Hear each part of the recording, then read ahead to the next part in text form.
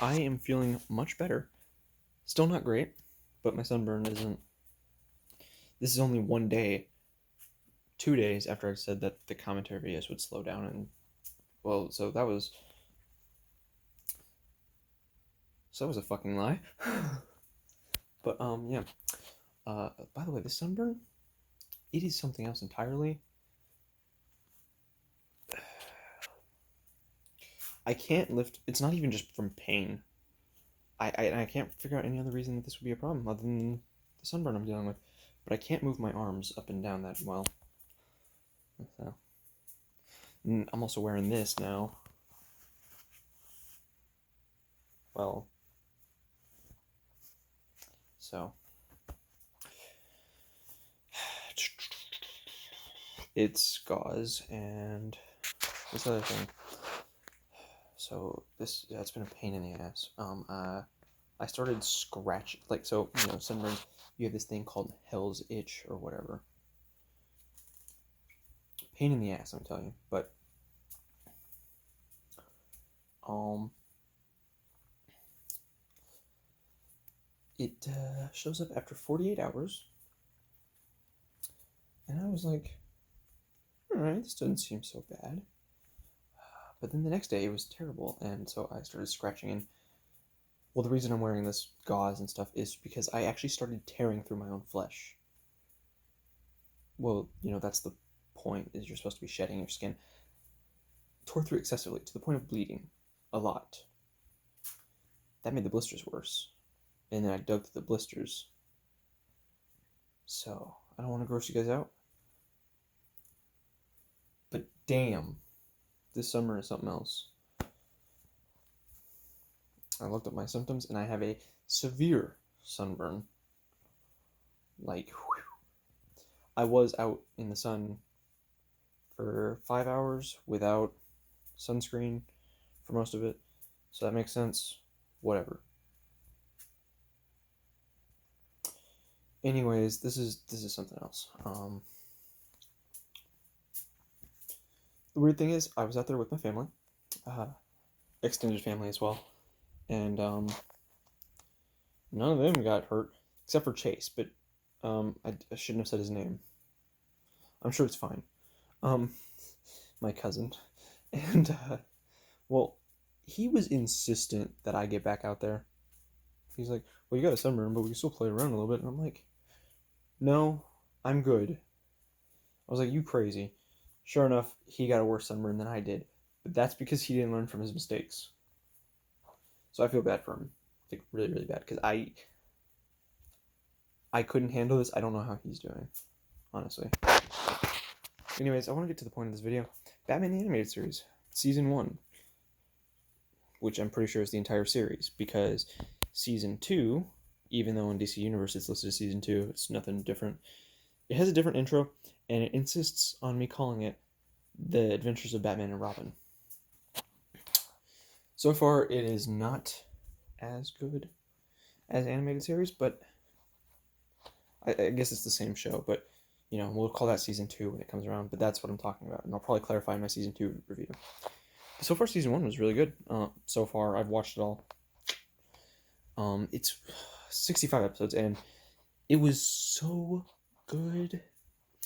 I will admit, though, I watched so much of it at once because I'm just trying to get through it, that I burnt out. Same thing happened when I was watching Smallville. Same thing happened when I was watching Clone Wars. I watched it. I was so excited, and I was loving it, and then I got burnt out for like 5 months, and I was like, all right. Then I came back to it, and I'm like, oh, this is good. This is part of the DC animated universe. I know all about this stuff, but the way I phrase it might act like I don't know shit. But I had never watched Batman the Animated Series before. The only ones I had watched were Justice League and Justice League Unlimited. Oh, and I did watch Batman Beyond Return of the Joker a year ago, maybe? I watched it again since, but when I first watched it, it was a year ago. I made my review for it, actually. Oh, also look for videos with Diva, because the day I watched that, she started having like a stroke and stuff. So I have some bad memories attached to that movie. Luckily, I'm able to separate that from the movie, because the movie It's one of the best things ever, honestly. Unfortunately, though, whenever I think about the movie, I'm like, oh, poor Diva. So, she's fine. She is still with us, and she has not had a stroke or a seizure or anything, whatever you were going to call it, in a while. And she can blink now, so that's great. Anyways, Batman. So this show, I want to start with the casting. The first few episodes, Kevin Conroy is not very good in the role, honestly. But he gets better. So much better. And first few Joker episodes, because Joker's not actually in a lot of the beginning ones. Like the first 3 episodes, Mark Hamill as the Joker is kind of off too. It's like none of them knew what they were doing until they kind of grew into the role, made it their own, and then eventually, that or it was just shitty character direction. But they grew into it and they made those roles iconic to the point where those characters are still being played by those actors now. Like Mark Hamill played the Trickster in the the 90s Flash series, and then he went to play Joker in the animated series. And so Trickster and Joker are nothing alike in their first few episodes, or in their first shows, but in The Flash on the CW, we see that he's a lot more Joker-like than he was the original Trickster, which is probably for the better. But we see that they've really made it their own roles, and that's just really good. Kevin Conroy plays Batman in like every video game except for Arkham Origins. Well, every video game where he has a voice. There are a lot of them where he doesn't. Those games are really bad, by the way, and not just because they didn't have Kevin Conroy, but because they're just bad games. They were cash grabs, right? Anything before 2009, you can safely declare as shitty. Because 2009 was Arkham Asylum, I believe. I believe that was the year that came out. It's 2009, 2008. It was the same year as Batman Begins, I'm pretty sure. Or was it Dark Knight? Hold on, I might just be bullshitting here. I'm pretty sure I got that right, but I'm not certain. Anyways, so Kevin Conroy also went to play an elderly Batman in, well, elderly seems wrong. A older Batman in Crisis on Infinite Earths, and that was great. I mean, I would have preferred more Batman, and he wasn't exactly what I was expecting, but I got over that pretty quickly. But Batman the Animated Series casted these characters so definitively that you had all these actors that would come back all the time. Of course, they've been recast. Some of the other guys have been recast since, but Mark Hamill and Kevin Conroy were nailed perfectly. It just didn't seem like it at first. But then the show had engaging plot lines, and at first the plots weren't that great. But one of my favorite episodes turned out to be Silicon Soul, which is, this Robo Batman. There's nothing really. But one of the best two-parters, because they would have two-parters all the time. Superman the Animated Series had a 4-parter, and so, but that was ridiculous. It was good, but stretched on a bit too long.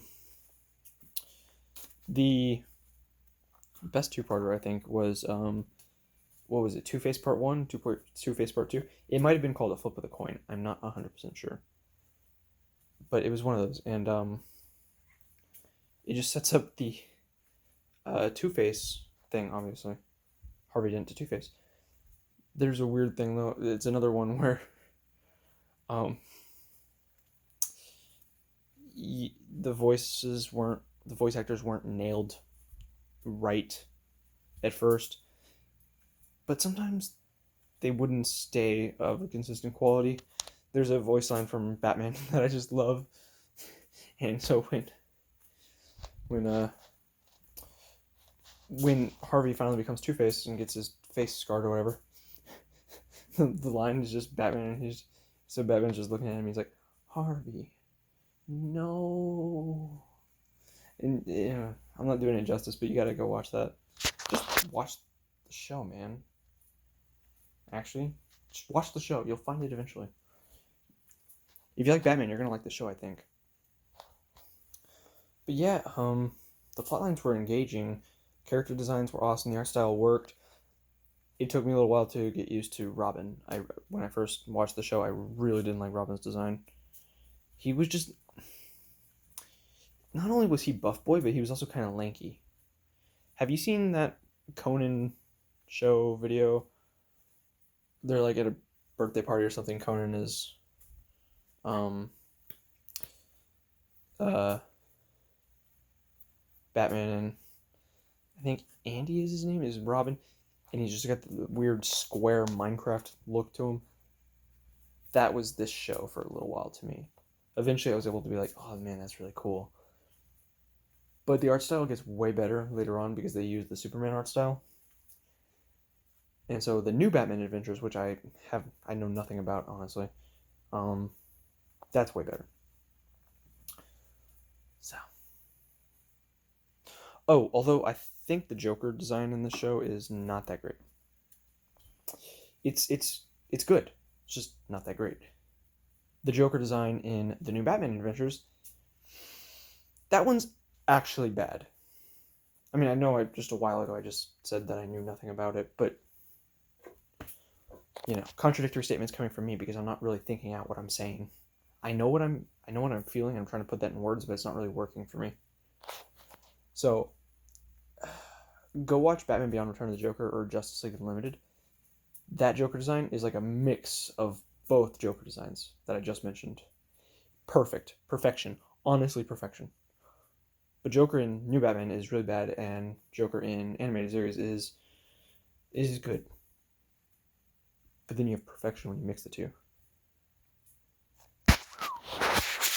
So yeah, Harley Quinn was created for this series. I'm gonna have to not cut this short, but I'm gonna have to rush through this real quick, because I had that sunburn tangent. Sorry, it was important. It still hurts, okay? But Harley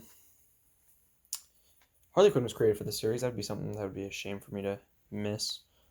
I don't think there were any other characters created for this series. Renee Montoya, but she doesn't really do anything. I'm pretty sure she was created for this. She's not active in this part. She has like a few appearances.